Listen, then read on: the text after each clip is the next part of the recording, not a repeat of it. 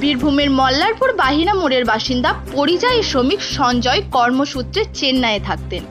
গত 40 দিন আগে তার গ্রামের বাড়ি থেকে চেন্নাইয়ের উদ্দেশ্যে রওনা দিয়েছিলেন।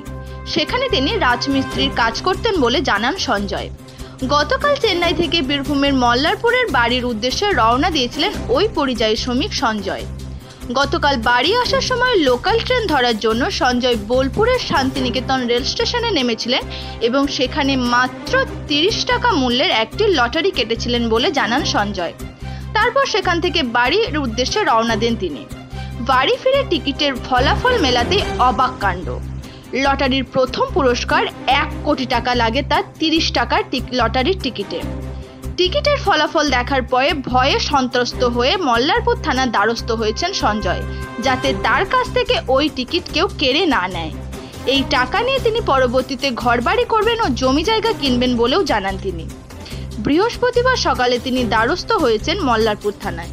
থানা আসা দাদা ওই টিকিটের জন্য মানে সেফটির জন্য কেউ না নেয় এই জন্য। লটারিতে কত টাকা পেয়ে? 1 কোটি।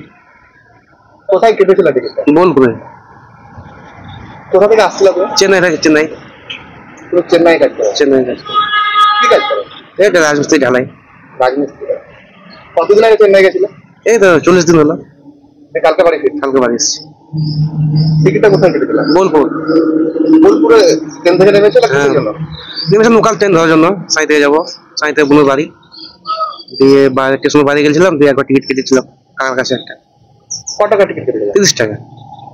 30 টাকা টিকিট 1 কোটি টাকা। 1 কোটি টাকা। টাকাটা কি করবে? টাকাটা ঘরবাড়ি করবে। ঘরবাড়ি করবো, জমি জায়গা কিনবো একটু।